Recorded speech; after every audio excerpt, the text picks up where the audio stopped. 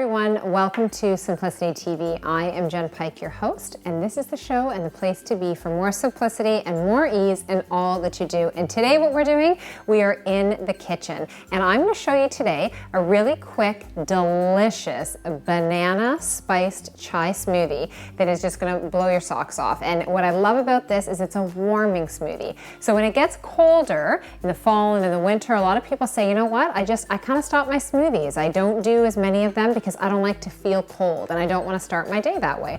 Well, I'm going to show you a quick, easy way that you can get lots of flavor in. You can still enjoy all the nutrition that your smoothie has to provide, but we're going to put a different combination of spices in that is actually going to help to wake your body up, to heat it up, and to get you going on your day. So we're going to get started. What I'm going to do is I've actually taken some bananas. So one thing that I do is at the grocery store, I always look at the section where they have kind of the discarded fruits and vegetables that are at 50% off or less that are turning. So they're either going brown or they only have a day left on them.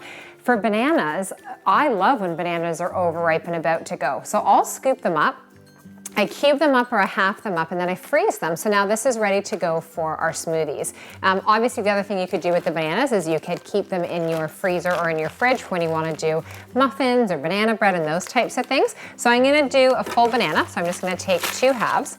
The other nice thing to this is that you are guaranteed to have a rich, creamy, cold smoothie when you have frozen bananas. So I've got the bananas in there. I'm going to add in some almond milk. So this is the original almond milk. If you go and you buy vanilla almond milk, you're looking at about 16 grams of sugar per cup of that. In the original, you've got about 8 grams of sugar, and then in your unsweetened, you don't have any sugar. And in terms of companies to buy, yes, obviously you can make your own almond milk, and we've done that on the show before, and we have recipes in my book, The Simplicity Project, and on the blog. But the reality is, even for me in this industry, I am not making fresh nut milk every single day of the week. So the company that I promote the most right now is Silk. They are 100% organic and non-GMO, and there's no carrageenan or horrible ingredients that are in here. So Silk is a good one to go and get at your local grocery store. So we've got our bananas in, we've got our milk in. So now I'm gonna add in some of the different spices. So I've got cardamom, which is yummy delicious. And I'm not a big measuring person in the kitchen, but when it comes to spices, I actually pull out my measuring spoons and instruments because a little goes a long way. So I'm going to do 1/4 teaspoon of each one of these. So I'm going to do some cardamom, which is really, really yummy. The nice thing too with these spices is you can do them in your smoothies, but if you're making muffins or granola bars or bites or any of those types of things, you can add it in too. I'm going to do some nutmeg in here so you can start to see the combination of having the cardamom, the nutmeg, we're going to have the cinnamon in. This is where you're going to get that chai type taste and feeling. I'm going to do a dash of cayenne as well too for a little bit of heat. Cayenne is actually really fantastic for your digestion.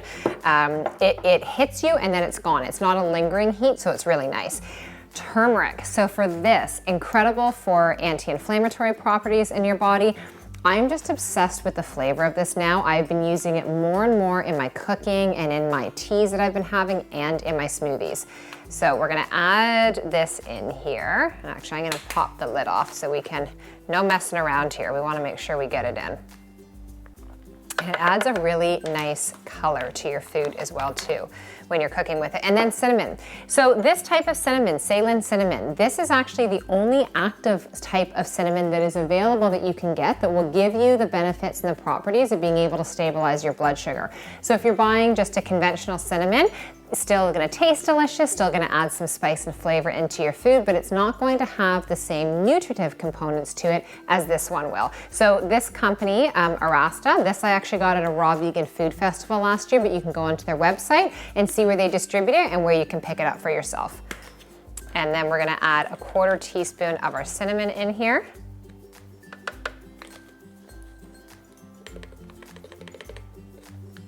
And then for some extra creaminess and some yummy, rich fat, we are gonna add in almond cashew butter. So a lot of people just think there's peanut butter and there's almond butter and that's it. And there's not. There's hazelnut butter, there's mystery nut butter, there's Brazil nut butter, there's pumpkin seed butter, and then there's combinations like this one of both the almond and the cashew. There's rainforest nut butter. There is a lot of different nut and seed butters out there on the market. So don't worry, yes, I'm putting in like 2 heaping tablespoons worth of this. This is not going to have you start to gain weight and have any issues with that. This is going to give you shiny hair. This is going to give you some healthy fat into your cells. And then you could, as an option, I'm not going to today, but you definitely could, as an option, add a scoop of the vanilla protein powder. Everyone knows that the one that I love the most is Genuine Health, the vegan protein powder. So you could take a scoop of this and add it in, but I'm just not gonna do that today. So what we're gonna do is pop this on. And we are going to blend it on high. There you go. So probably about 60 to 90 seconds you're gonna end up blending it for. It depends on the strength of your blender to make sure you're getting through those bananas. And there you go. So it smells incredible, so delicious and yummy. And it tastes so delicious and yummy. This is honestly, to me, this is like I'm having a moment here inside of my body, because this is like having a treat. You can freeze these and make a little popsicle. I know maybe that's not what you're looking to do this time of year, but guess what else you can do? You can warm this up. You could add a little bit more milk to it. You could put it on the stovetop, put a bag of chai tea in with this. Oh my gosh, this would taste delicious.